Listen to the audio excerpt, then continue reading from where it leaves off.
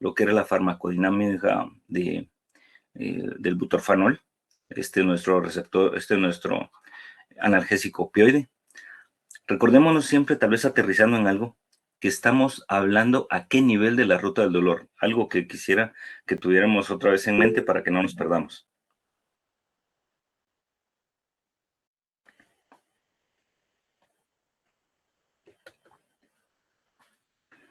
¿A qué nivel del dolor estamos, de la ruta del dolor estamos actuando, futuros colegas? A ver, Hans. En la modulación. De la modulación, sí, en parte, pero también a otro nivel todavía más, como más En la general para este grupo percepción. de... Transducción. No. Transducción, recuerden que es donde se genera el dolor. Eh, en el cerebro, acuérdense que estamos hablando de receptores que están ubicados principalmente a nivel del sistema nervioso central, y algunos de estos fármacos también pueden tener receptores en médula espinal. Entonces, modulación está bien, en parte, pero principalmente ¿dónde? El cerebro. Por lo tanto, ¿qué fase era? Percepción. Percepción, correcto, gracias. Entonces era solo para que fuéramos aterrizando otra vez, porque después hablamos de esto en el camino y se me pierde. Y en cuanto a la farmacocinética, ahora sí vamos a hablar ya de farmacocinética. El último día incluso les presenté las diapositivas que tenía el doctor Orellana en la charla que dio, y pues hacíamos mucho énfasis que el mecanismo de acción y los receptores que iban a estar metidos en este mecanismo de acción dual eran capa y muy capa, teniendo especial énfasis en capa, ¿ok? Muy bien, ahora sí, ya recapitulado, entonces vamos a empezar a hablar de farmacocinética. Habíamos dicho también la última vez que sufre efecto de primer paso, que se habla en los textos que un sexto de la dosis es la que realmente puede alcanzar la circulación sistémica y por lo tanto la concentración plasmática. Pareciera que esto es como muy poco, pero como repito y lo dije en la clase anterior, todos estos aspectos de cuánto realmente el fármaco se aprovecha y demás, es parte de lo que las farmacéuticas estudian antes de lanzar un producto al mercado.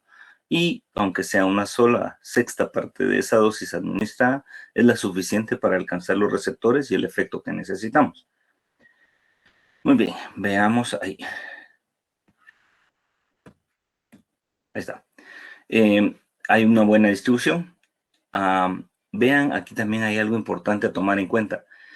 Un 80% se une a proteína plasmática, lo cual quiere decir también que tenemos que tomar en consideración la condición de nuestro paciente, la condición nutricional, la condición física, porque podría írseme muy arriba el efecto si acaso fuera un paciente que tuviera una condición física no muy aceptable. Esto ya lo habíamos platicado por extensa en clase. Sin embargo, aquí también hay otro punto a tomar en cuenta. Atraviesa la placenta. Se dice que butorfanol tiene una capacidad importante de atravesar la placenta. Entonces, si lo pusiéramos en comparación con alguno de los otros opioides que hemos estado platicando, pensemos en el fentanilo, ¿tiene ventaja sí o no? Sí. Ok, ¿por qué? No es tan depresor como el fentanilo, porque no va directamente al agonista como mu, sino que también es tanto mu y kappa. Exacto. También vamos por la misma ruta, gracias, Gabriel. Porque justamente es eso. Sí va a atravesar la placenta, pero volvemos a recalcar el hecho de que sí va a ocasionar una depresión, si ustedes quieren, cardiorrespiratoria, pero leve.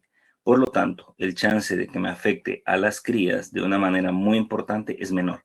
Entonces, termina siendo también un aspecto de la farmacocinética a tomar en cuenta. Por eso fue que aquí lo marco con una llamada y lo pongo en otro color, porque al poner que atraviesa la placenta, pensaríamos que sería una muy mala opción, pero no podemos olvidar el hecho de que no me va a deprimir tanto ni a la madre ni a las crías. Puede pasar a la leche, ok, esto sí no lo podemos evitar, se metaboliza en el hígado por hidroxilación, y al, al lograr analgesia en 10 minutos vía intramuscular y 20 minutos subcutáneo, pues también tenemos el chance de utilizarlo intramuscular cuando el paciente no es totalmente manejable. Conste que pues obviamente la manera como más adecuada transoperatoria es ponerlo IV. Sin embargo, pues si en algún momento tuviéramos necesidad de ponerlo vía intramuscular porque es un paciente que necesitamos controlar el dolor de inmediato, porque es una, ¿qué les digo? Pongamos un ejemplo, una fractura al cual le tenemos que tomar una radiografía para saber qué es lo que hay que trabajar y el paciente no es nada manejable, podría ser el intramuscular, pero sí tenemos que tomar en consideración ese tiempo de absorción para la acción. Subcutáneo, no sé, tendríamos que consultar en qué casos específicamente necesitaríamos un efecto que se empezara a dar hasta los 20 minutos. Eh, en algún momento esto me dio curiosidad y me puse a ver si inyectado subcutáneo el efecto iba a ser como sostenido, como por más tiempo, pero resulta que en ningún lugar lo refieren como tal. Entonces no me hace mucha lógica entrarle a la vía subcutánea. Obviamente si lo ponemos en términos de función práctica, la principal sería la IV, transoperatoria, intramuscular, si fuese necesario en algún momento, ¿ok? Veamos ahora, ¿en qué momento, en qué dosis utilizo el butorfanol? Dice acá, está indicado casi exclusivamente para uso en perros y caballos. En otras especies donde se puede usar, su costo lo hace poco práctico. Significa que era lo que estamos hablando no hace mucho. El producto realmente cuando vemos lo que cuesta, pero si lo ponemos en dosis que tal vez es única o algo así durante un transoperatorio de una especie pequeña, pues el volumen que vamos a utilizar no es una cosa que vaya a duplicar el costo de una cirugía, para nada. Y en caballos, que es donde también tiene una muy buena acción, pues ahí sí se requiere como pensar en función de inversión, porque los dueños de caballos usualmente, no digo todos, pero usualmente, pues lo pueden pagar sin mayor problema. Entonces, un analgésico que vaya a ser efectivo en estas especies, se pone en la balanza. Uno, en el caso de especies menores, pues el costo no va a ser elevadísimo. En caballos donde sí el volumen puede ser mayor, pues afortunadamente también ahí los dueños pudieran llegar a pagarlo. Eso es como el primer comentario aquí en las indicaciones. Luego dice acá, su uso en general es como preanestésico y analgésico trans y postquirúrgico.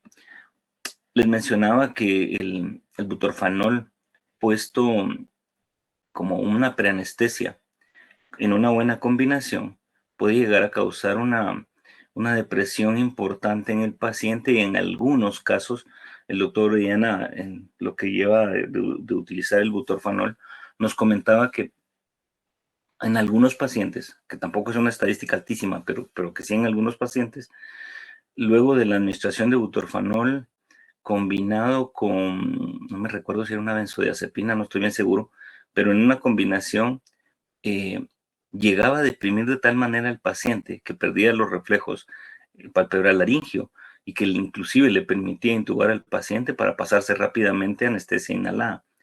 Repito, no es en todos los pacientes, eso por favor que quede claro. Entonces, pues vaya, también se puede tomar como una indicación preanestésica en algunos casos. Definitivamente su principal acción es analgésico transoperatorio. Postquirúrgico, pues sí podría utilizarse pensando en que el dolor inmediato, cuando el paciente está totalmente lúcido de regreso de la anestesia, pues se puede ir controlando con redosificaciones. Afortunadamente, este producto, si lo estamos redosificando y pensemos en un periodo recién posoperatorio, pues vaya, no nos va a causar problemas de mucha depresión, de cardiovascular y respiratoria, especialmente si le bajamos un poquito a la dosis, y nos va a mantener ese paciente como que en el punto más agudo de dolor postoperatorio controlado.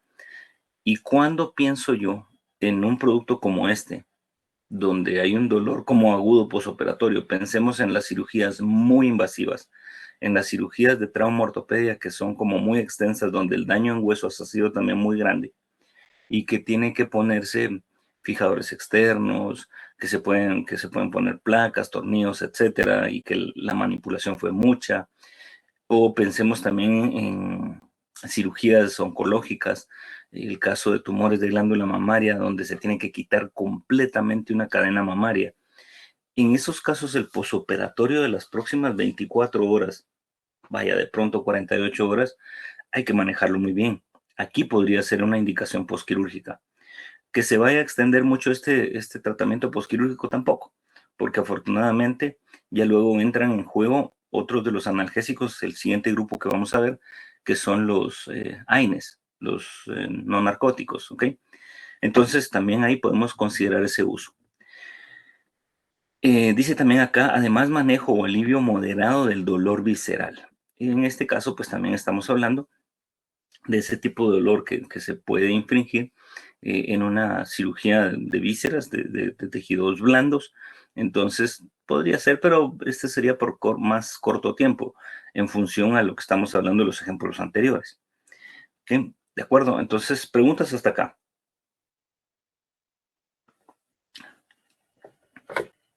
Ok. Continuemos entonces. Aquí les dejo esto también como una información de las dosis y en las especies, en las distintas especies. En los diferentes textos sí le refieren la dosis como preanestésico, ya luego como analgésico por las distintas vías. Inclusive en perros y gatos se habla de vía oral. Hay una buena absorción vía oral. Sin embargo, las más prácticas, insisto, pueden ser endovenoso intramuscular. En el caso de caballos, también tenemos el caso de utilizarlo como preanestésico, inclusive como una restricción química. Ahora, pensando en restricción química, ¿a qué nos referimos con restricción química? Acuérdense que eso ya lo vimos. Sí, por favor, André. Se refiere a calmar al paciente o a reducir la movilidad del paciente para que se pueda manipular. Sí, recordemos que es como, gracias André, que es aplicar un fármaco que le va a disminuir su capacidad de respuesta en general, ¿verdad? Entonces eso ya lo podemos considerar restricción química y en ese caso podemos ir jugando. Gabriel, por favor. Disculpe, no lo quise interrumpir. Solo iba a preguntar, entonces, si usamos solo butorfanol, ¿podría servir como una pseudoanalgesia? Porque también seda. Sí, sí, cabalmente cuando se estaba presentando las diapositivas del doctor Orellana, sí les mencionaba que puede proporcionar un grado importante de pseudoanalgesia. Definitivamente sí. Entonces ahí vamos a tener no solo restricción química, que sería el bajar su capacidad de respuesta, sino además también ya me va a estar brindando el componente de analgesia, lo cual es bastante bueno. Si yo tuviera que manipular algo que le está empezando a generar dolor al paciente, pero que no es un dolor muy intenso, ¿de acuerdo? Ok. Luego también en caballos puede ser que se combine con silacina, una de las opciones. Sin embargo, a mí sí me hace un poquito de ruido esta combinación porque eh, siento que podríamos llegar a tener una depresión un poquito importante, a pesar de ¿cómo se llama? Que butorfanol no va a causar esa depresión cardiovascular, pero la suma con silacina no sé. No lo he visto combinado con silacina, no he visto protocolos, es decir, verlos. Yo en vivo no los he tenido el chance. Tal vez aquí Pedro nos echa la mano. No sé si Pedro ha tenido oportunidad de ver esta combinación butorfanol-silacina. No, doctor, yo tampoco, porque incluso ya cuando empecé, digamos, ya estaba muy limitado el uso de butorfanol. Sí, sí, gracias Pedro. Sí, justamente porque butorfanol tuvo su momento en Guatemala, pero desgraciadamente lo dejaron de traer, hasta ahorita está entrando de nuevo. Y sí, tendría que preguntar, no sé si en algún momento esa combinación no deprimiría un poco al paciente, pero si me dan chance de pronto con la gente que trabaja esto, les voy a preguntar a los que trabajan caballos, a ver si en algún momento no es como muy marcada esa depresión. Queda eso pendiente, ¿ok? Listo. Veamos entonces. ¿En qué dosis lo puedo utilizar inclusive en bovinos? Pero ya dijimos que en bovinos es poco práctico, pero igual ahí les dejo la dosis para que vean. Lo que sí nos va ¿cómo se llama? A interesar es el tema de los efectos adversos. En los textos, en los distintos textos igualmente, les van a referir la depresión cardiovascular. Sin embargo, sí les dice que es leve y además es transitoria. Y en caballos puede llegar a producir excitación. ¿Esto por qué? Si se me está diciendo usted que es tranquilizante, si me está diciendo que es una especie de sedante. Sí, pero cuando la dosis no está bien calculada y nos vamos un poco más allá de lo que necesita el paciente, podemos llegar a causar lo que se llaman efectos extrapiramidales. ¿Eso qué es? Que vamos a empezar a alcanzar otros receptores que químicamente pueden ser similares, pero que van a traernos efectos que no son los que nosotros buscamos. O sea, efectos pudieran ser contradictorios, ¿ok? Y si no, vean lo que está entre paréntesis. Puede ser que el paciente, en el caso de los equinos, empiece a hacer un golpeteo con las patas en el piso, sacudidas de la cabeza, de pronto estremecimiento, en algún momento que pudiera ser un poco más fuerte, digamos, ese efecto adverso podría llegar a causar ataxia. Y la ataxia especialmente está referida perdón, estos efectos en general están referidos a que puede llegar a alcanzarse receptores sigma, especialmente los efectos estos como de excitación, ¿ok? Entonces, puede suceder. Sin embargo, a mi forma de ver, tendríamos que haber como superado mucho la dosis del que le corresponde al paciente. En perros, dice por acá, puede llegar a causar sedación, ya lo hablamos, anorexia y diarrea. Estos dos realmente, pues en el tiempo, en algún momento que tuvimos oportunidad de utilizarlo, ningún paciente reportó esto. No sé si esto tendría que ser con un uso muy repetido, porque tampoco los textos ni la literatura nos dicen en qué momentos pudiera llegar a causar estos dos, porque con un par de dosis transoperatorias o tal vez una sola dosis transoperatoria no lo creo. ¿Qué interacciones tenemos? Se puede combinar con depresores del sistema nervioso central, como el caso de barbitúricos. Conste que barbitúricos prácticamente ya no los utilizamos. Fenotiacínicos, sí, agonistas alfa-2. Con inhalados definitivamente sí se utiliza, dan buen chance de combinación y pueden potencializar los efectos cardiopulmonares, dice. Yo pensaría que principalmente con los agonistas alfa-2 y por eso les decía que a mí esa combinación con silacina, no sé, como que me deja un poquito de duda, pero pues tengo que consultarlo con alguien que lo haya utilizado para poder hablarles con más propiedad. Veamos qué sigue por acá. Ok. En esta imagen, obviamente hay dolor, ¿sí? Este también fue un paciente que nos llevaron en algún momento. El dueño veía que el paciente pues claudicaba y pensaba que se había golpeado y que en algún momento se le iba a quitar la claudicación. Este perro, si ven, está rasurado totalmente porque resulta que era un perro de pelo muy abundante y en base a cómo iba, pues la cantidad de pelo que tenía sobre la pata le cubría un tanto. A la hora de rasurar estaba esto. Obviamente eso no es porque el perro haya dado un mal paso ni nada que se le parezca. Había una fractura brutal en esto.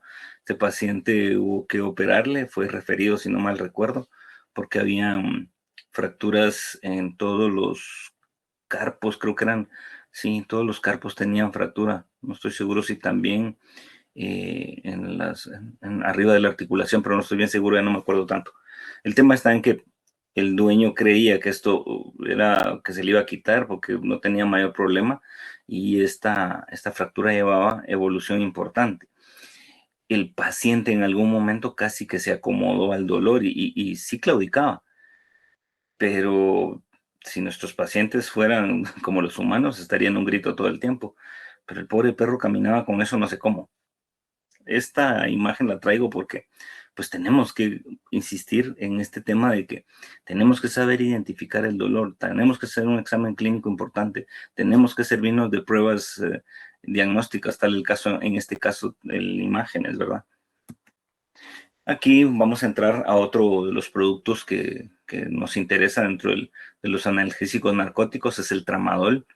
Este producto que ven acá es el producto que teníamos inicialmente disponible, es de uso en humana. pero afortunadamente hoy por hoy ya tenemos otros productos que pueden ser incluso vía oral en tabletas eh, para uso en veterinaria. Pero iniciamos cuando teníamos ya información de tramadol y esto, empezamos a utilizar el de Humana, que es este que ven ustedes acá, que en algún momento, si hay necesidad, pues en las mismas farmacias los venden. No sé, yo creo que ya están también un poquito restringidos con el tema de venta libre, pero vaya, es una opción para que tengan en consideración. El tramadol, cuando hablamos de sus mecanismos de acción, de su farmacodinámica, es un agonista de receptores Mu, específicamente en sistema nervioso central. También se habla que tramadol tiene receptores a nivel de médula espinal. Por eso es que acá dentro de la farmacodinámica dice inhibe la transmisión del dolor en médula espinal, porque en algún momento tenemos presentes receptores ahí y entonces ya vamos a trabajar a dos niveles. Uno, en la percepción propiamente, que es como el principal, y dos, en esa modulación que se lleva a cabo en la médula espinal. Entonces, vamos a tener como un doble, ¿qué les digo? Una doble restricción en el paso de la información del dolor desde médula espinal sería el primero y el cerebro sería el otro. Sin embargo, también tenemos acá el bloqueo de la 5-HT. ¿Se recuerdan qué es esto? La serotonina. Exactamente, es la serotonina. 5-hidroxitriptamina o serotonina. Hay un bloqueo de la serotonina que esta tiene que ver en ciertas áreas cerebrales con esa modulación del dolor también. Y además de eso, noradrenalina. También se bloquea la noradrenalina en ciertas sinapsis, en ciertas áreas del sistema nervioso central. Al impedir la sinapsis normal que debería de llevar la noradrenalina, también vamos a limitar el paso de la información de dolor. Entonces, si quisiéramos verlo de alguna manera, tiene como varios mecanismos de acción, serían tres, principalmente Mu, en sistema nervioso central y médula espinal, y luego el bloqueo de la serotonina y de la noradrenalina. Y en este caso van a ser áreas específicas del cerebro donde estos neurotransmisores juegan un papel importante en esa interpretación, en esa modulación del dolor. Parece complicado el mecanismo de acción. Sin embargo, no se compliquen. Yo les diría, tampoco les voy a venir y les voy a preguntar un área específica de locus coeruleus o la sustancia nigra o algo por el estilo, en dónde están ubicados los receptores 5-HT1. No, tampoco. No es el caso. Con que tengan el concepto general que estamos hablando ahorita, de que tenemos esa acción en sistema nervioso central, en receptores Mu, esa acción en médula espinal, en receptores Mu, vamos bien. Y con que sepan que estos dos actores que van a ayudar a la modulación también se ven bloqueados, ya con eso tenemos una información importante que ustedes pueden manejar. ¿De acuerdo? ¿Para qué uso el tramadol? Tratamiento de dolor agudo y crónico. En el caso de tramadol, este sí se puede ir dosificando a mediano plazo. Inclusive, ¿qué les digo? En casos donde el dolor posoperatorio, si estuviéramos hablando de cirugía, se prolonga más tiempo.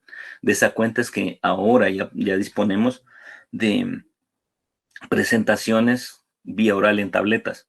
Solo que, ojo, hay algunos de estos fármacos que tienen tramadol, que de hecho yo tuve oportunidad de ver uno no hace mucho, que tenía tramadol y meloxicam, si no estoy mal. Creo que sí, algo así era, lo voy a recordar bien, pero ya tenía también la combinación de un AINE y el tramadol. El tramadol estaba bien porque me va a controlar el dolor agudo, el dolor fuerte. Sin embargo, un analgésico de los no narcóticos, tal el caso de los AINES, no me puedo dar el lujo de utilizarlo a muy, muy largo plazo.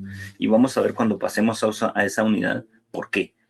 Pero pues se los comento porque pueden haber ya productos de esta índole y porque yo estoy diciendo ahorita que puedo utilizarlo en un dolor crónico, no se vale utilizar una combinación que tenga un AINES, porque puedo tener efectos secundarios importantes. Y aquí tenemos otros usos: tratamiento de dolor nociceptivo, tratamiento de dolor neuropático, tratamiento de dolor posoperatorio. Solo quisiera que tengamos estos dos conceptos. ¿Sí sabemos a qué se refiere estos dos tipos de dolor, nociceptivo y neuropático?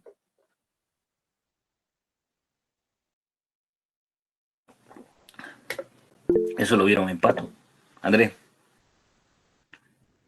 Que neuropático se refiere particularmente a las neuronas como tal, al daño que puede haber en neuronas de nervios, mientras que nociceptivo es otro tejido que no sea tejido nervioso. Bueno, eso es lo que yo entendí, no sé si es así. Sí, bastante bien, bastante bien. ¿Alguien más tiene otra opinión, aparte de lo de André, que está bastante encaminado?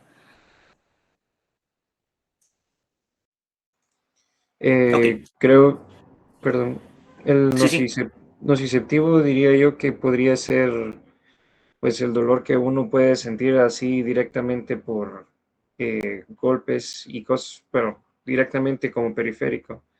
Y ok, ya el dolor neuropático es como una lesión en el sistema nervioso central o periférico. de acuerdo. Ok, gracias, Gabriel.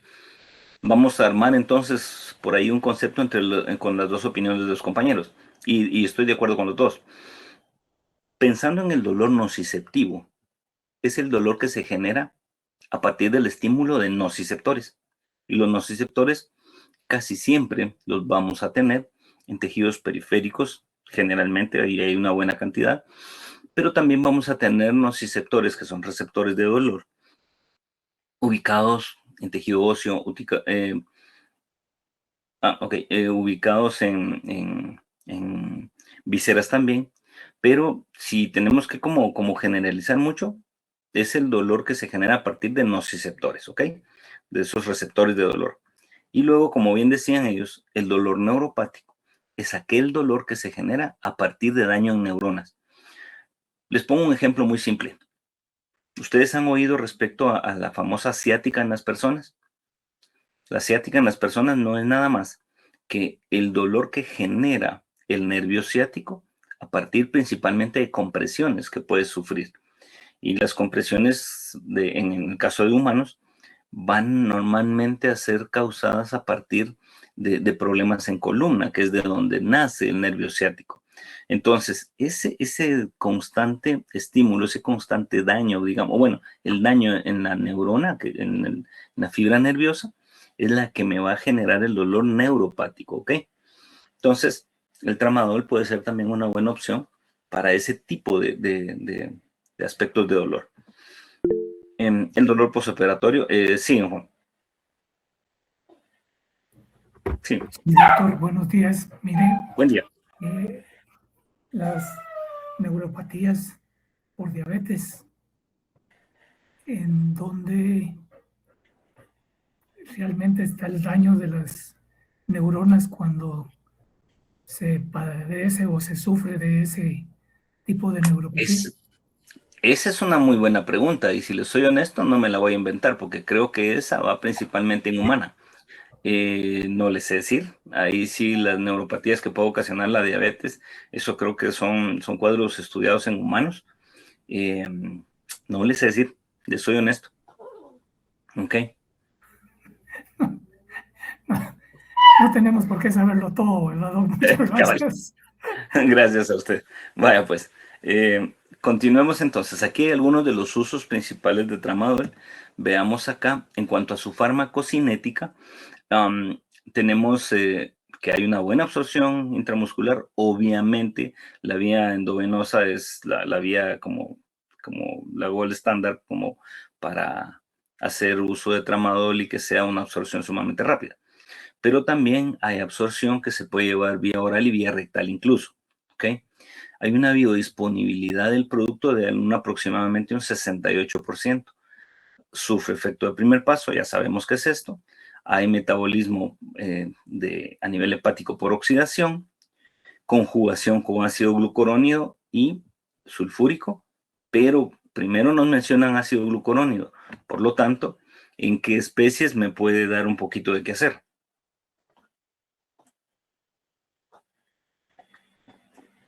Por este tema de la glucuronidación.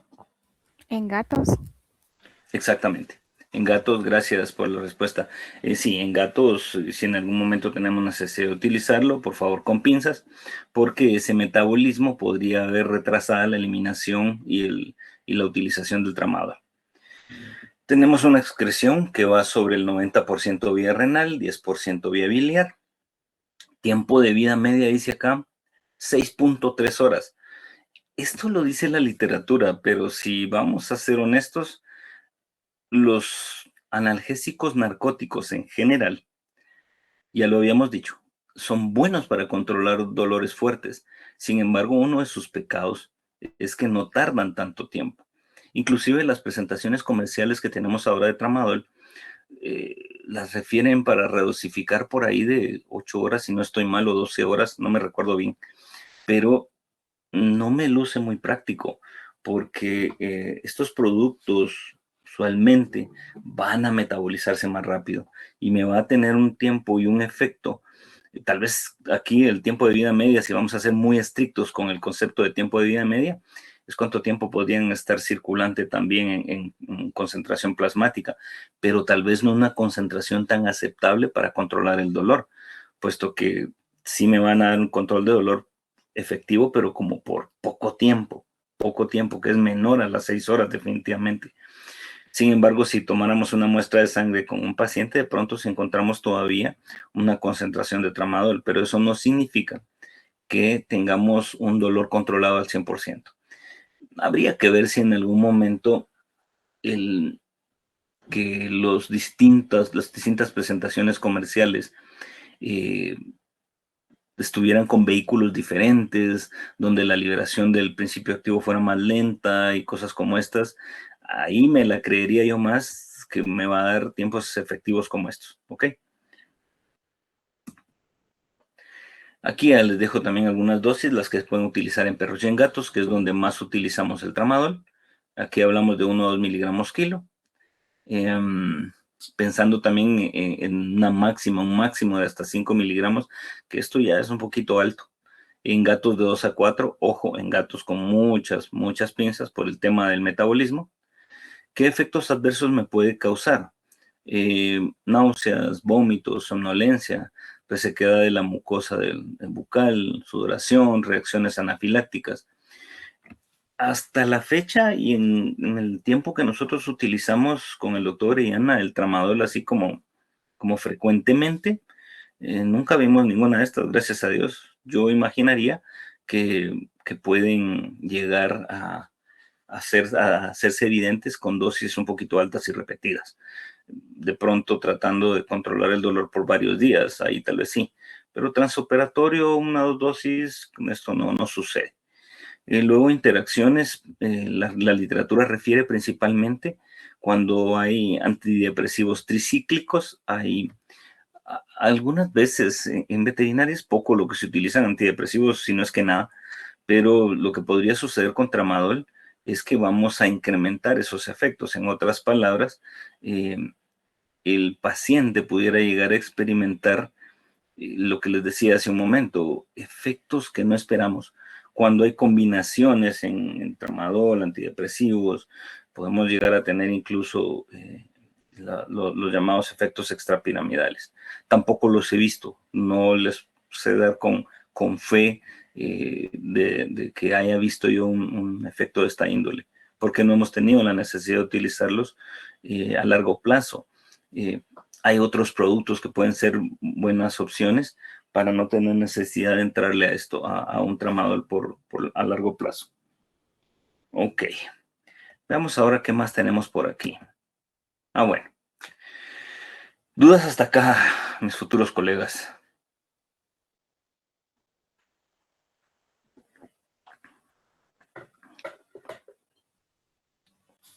No, doctor. Listo. Muy bien, gracias, José. Esta persona, José Mujica, excelente presidente, expresidente de Uruguay, ya no está entre nosotros, pero fue un expresidente que les digo, Cuando tengan oportunidad por ahí en el YouTube todavía hay discursos de los que él dio en distintos lugares del mundo, porque era una persona muy sencilla, pero increíble, pero increíblemente culto y con una sencillez y una humildad y al mismo tiempo muy correcto. En Uruguay hubieran querido tenerlo eternamente presidente, lástima que nuestros políticos no son así, pero bueno, esa es harina de otro costal. Vamos a entonces ahora, si no tenemos dudas, vamos a pasar, yo creo que esta era la última de esta presentación, sí. Vamos a pasar a otra presentación. Vamos a irnos, vamos a ver, vamos a cambiar la presentación. ¿Ven esta otra presentación?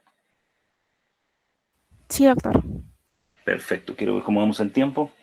Uy, nos quedan 5 minutos. Ok. En este nuevo tema, que son los analgésicos no narcóticos, los van a encontrar en los distintos textos también, como AINES, que son antiinflamatorios no esteroideos, eso significa. Y son el segundo grupo que habíamos visto desde el principio, que eran los analgésicos no narcóticos. Siendo los no narcóticos, hago la pregunta que hice hace un rato. ¿Estos a qué nivel actuarían?